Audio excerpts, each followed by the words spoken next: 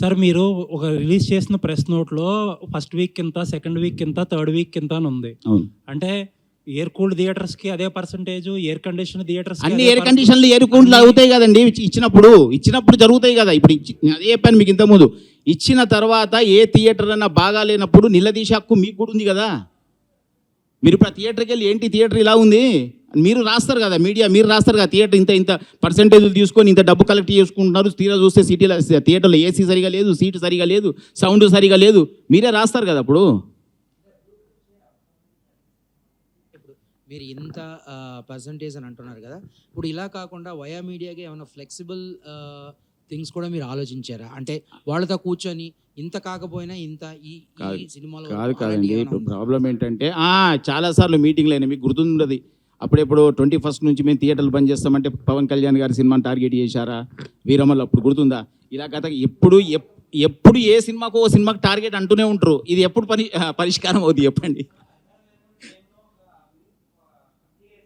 అవును, తర్వాత చాంబర్ ఎవరు రెస్పాండ్ కాలేదు కదా. అదే అన్ని ఓపిక పట్టిన తర్వాతనే ఇప్పుడు తెలంగాణ ఎగ్జిబిటర్స్ తట్టుకోలేక అనే దానికి ఇంకోటి కూడా చెప్తున్నా. చాలామంది ఇప్పుడు సిటీలో ఇప్పుడు మీరు చెప్తున్నారు చూసినా సౌండ్లు బాగలేవు, ఇవి లేవు, బాగలేవు అని. అవన్నీ ఎందుకోసం జరిగినాయి? వాళ్ళు మూత క్లోజ్ చేయడానికి రెడీ ఉన్నారు. వాళ్ళు పర్సంటేజ్ విధానం రాలేదనుకోండి మేము మూసేస్తామంటున్నారు. పర్సంటేజ్ విధానం వచ్చింది, మేము రెన్యువేషన్ చేస్తాం. చాలామందికి నేను పొద్దున్న చేస్తే ఫోన్ కొడతాను, ఏమంటే ఆ థియేటర్ బాగా అయిపోయింది, అది అయిపోయింది సార్, మీరు పర్సంటేజ్ సిస్టమ్ వస్తే నా థియేటర్ నడుస్తుంది, లేకపోతే నేను థియేటర్ బంద్ చేస్తున్నా.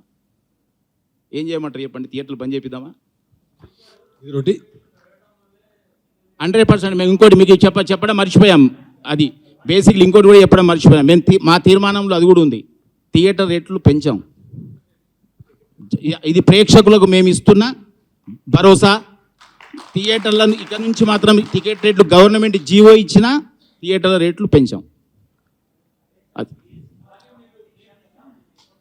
ఇప్పుడు తీసుకుంటామండి డిసిషన్. పాత జరిగినాయి, ఎన్నో జరిగిపోయినాయి. ఇప్పుడు అవన్నిటికి సమాధానం చెప్పలేం కదా. ఇప్పుడు ఇక నుంచి మాత్రం లేదు. ఇంకా లాస్ట్ 2 years బ్యాక్ శిరీష్ గారు మాకు థియేటర్లో VPS ఛార్జెస్ పెరిగిపోయినాయి, మేము దాన్ని తీసేయాలని చెప్పి థియేటర్లు బంద్ చేశారు దాదాపు 1-2 నెలల పాటు. ఆ VPS ఛార్జెస్ ఎక్కడ లేవు, మన దగ్గర మాత్రం ఎక్కువగా ఉన్నాయి. దాని మీద మీరు ఎప్పుడు ఏం మాట్లాడాలి? ఇప్పుడు అన్ని ఒకటి ఇప్పుడే కదా స్టార్ట్ చేసింది. ఇప్పుడు ఒకటి అయితే కదా, తర్వాత నెక్స్ట్ దాని మీకు వెళ్తాం. ఇక్కడే అయిపోతుంది. దీన్ని తీసుకురావడానికే చాలా కష్టం అవుతుందండి. ఎన్నేళ్ళు అయింది ఇది.